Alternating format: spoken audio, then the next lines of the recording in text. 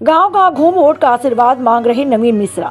त्रिस्तरीय पंचायत चुनाव की तिथियों का ऐलान के साथ ही चुनावी सरगर्मी तेज हो गई। गांव देहातों में गली व चौराहों पर चुनावी चर्चा जोर पकड़ने लगी है। जिला पंचायत प्रत्याशी वोट मांगने और अपना जनाधार मजबूत करने के लिए गांव और गलियों पर डेरा डालना शुरू कर दिया है।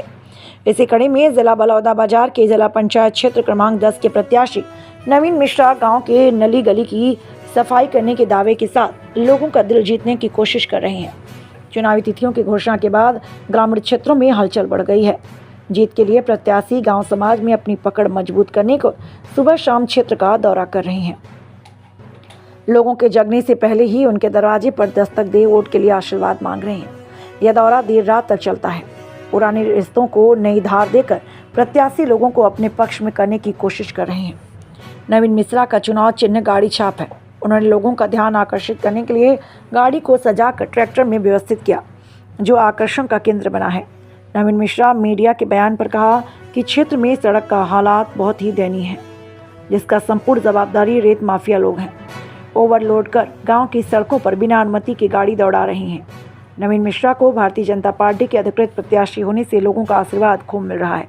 टीवी इंडिया 18 के लिए छत्तीसगढ़ स्टेट हेड मेलाराम कश्यप की रिपोर्ट।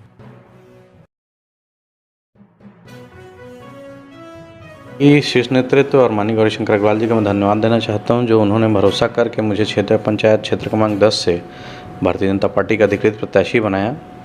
जिला पंचायत क्षेत्र क्रमांक 10 में जिस प्रकार से प्राय हम लोग घूम रहे हैं, ये लवन अंचल का क्षेत्र आता है और नदी किनारे का हमारी पवन महानदी और शिवनाथ नदी के किनारों का क्षेत्र आता है। लगातार हम लोग जो घूम रहे हैं, जनता के बीच जा रहे हैं, तो देखने में ये आ रहा है कि इस क्षेत्रों में, नदी के किनारे के क्षेत्रों में रेत माफिया और बालू माफिया बहुत सक्रिय है और इनके सक्रिय होने के कारण से इनकी गुंडागर्दी और दहशत इतनी बढ़ी हुई है कि गांव में जाने आने के लिए सड़कों का बहुत बड़ी समस्या है। गड्ढे में सड़क है कि सड़क में गड्ढे है, समझ में नहीं आता अगर आप जाएंगे तो। और लगातार लोडेड हाईवा निकलने से गांव की सड़क पूरी चरमरा गई है। ग्रामीण जनों की व्यवस्था जो है वो पूरी चरमरा गई है। पूरे सड़क खराब हो चुके हैं, तो ग्रामीण जन आने जाने में बहुत ज़्यादा समस्या है। शादी ब्याह बारात होती है तो उसमें बारात आने में बहुत ज़्यादा समस्या होती है। तो बहुत सारी समस्याएं ग्रामीणों को, सड़क मुख्य समस्या है वहाँ पर। और बालू माफिया जो सक्रिय हैं, हमारी महानदी घाट को पूरा उन्होंने खोद के आधा कर डाला है। रेती के नाम से खोद के पूरा वाटर लेवल डाउन होते जा रहा है। बहुत सारी समस्याएं आते जा रही हैं। कटाव की समस्याएं आते जा रही हैं नदी से लगे हुए एरिया में। वहाँ पर जो सीरिया, डिलाटा, सुनसुनिया, पैसर, चंगोरी, इस तरह के जितने भी बेल्ट हैं, उनमें कटाव की समस्या, तट कटाव की समस्या बहुत ज़्यादा उत्पन्न होते जा रही लगातार अवैध उत्खनन से। तो ये सब समस्याएँ हैं।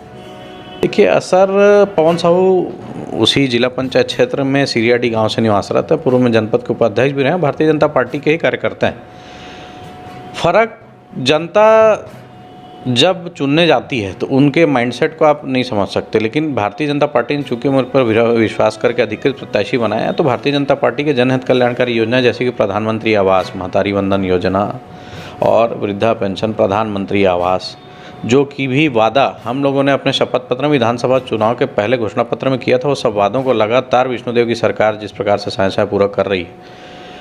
बोनस देने की बात हो, 31 रुपये में प्रति कुंटल में धान खरीदने की बात हो, अभी आप लोगों को सबको मालूम, लगातार बोनस का पैसा अभी हर किसी के खाते में एक मुश्त आते जा रहा है, जो हमने वादा किया था। तो हमारे जो नेतृत्व के चेहरे हैं, केंद्र में आदरणीय प्रधानमंत्री नरेंद्र मोदी और प्रदेश में हमारे मुखिया आदरणीय विष्णुदेव साय, ये दोनों ने जो कहा सो किया।